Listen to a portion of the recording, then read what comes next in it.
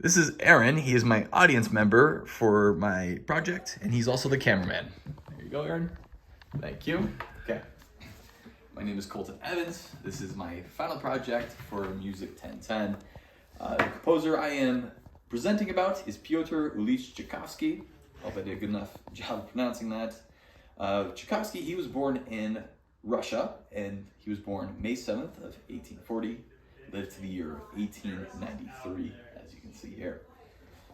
Moving on to Tchaikovsky's most popular and influential works, I have 10 here listed. Coming up at number 1, we have Symphony number 5 in E minor. Then we have 2 very popular and well-known ones. 2, we have Swan Lake, and 3, The Nutcracker. As we know, those are very famous plays, and I think would say that they are very well known amongst common folk. Coming up at number 4, we do have the Piano Concerto. Number 5, the 1812 Overture. Then we have Symphony number 6 in B minor, Romeo and Juliet, Serenade for Strings in C major, String Quartet number 1 in D major, and Violin Concerto in D major. These works have been staples of classical music repertoire and have had a significant influence on later composers and musical traditions. And we will touch a little bit later on that in this PowerPoint. Coming up on Tchaikovsky's stylist characteristics of his compositions.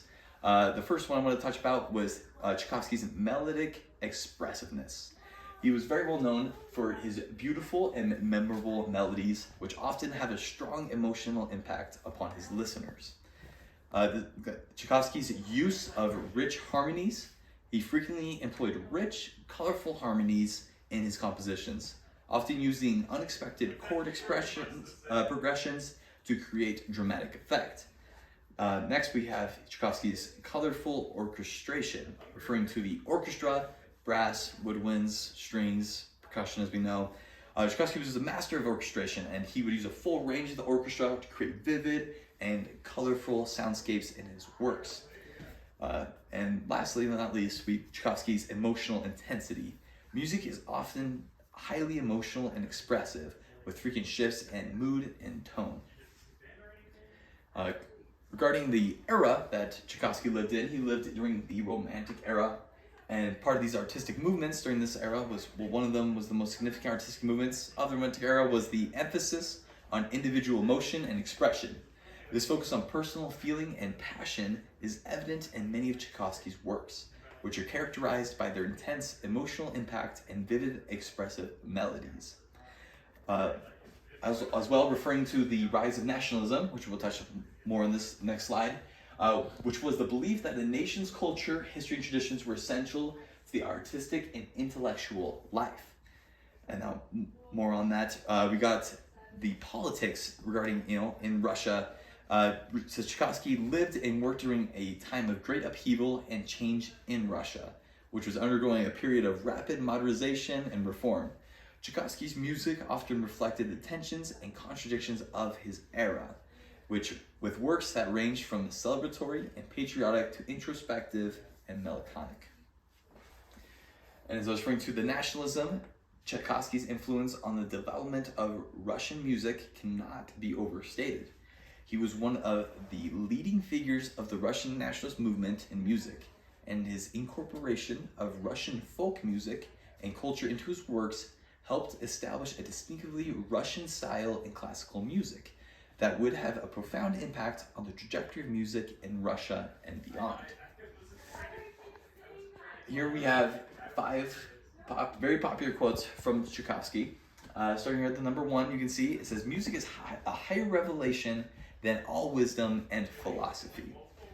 Number 2, "Truly, there would be reason to go mad were it not for music."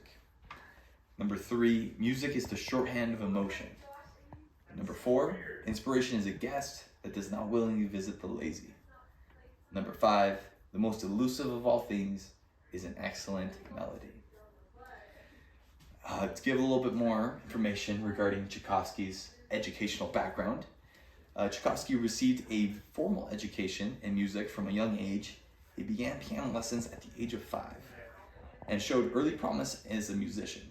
In 1850, at the age of 9, he enrolled in the Imperial School of jurisprudence in St. Petersburg, where he received a comprehensive education in a variety of subjects, including music.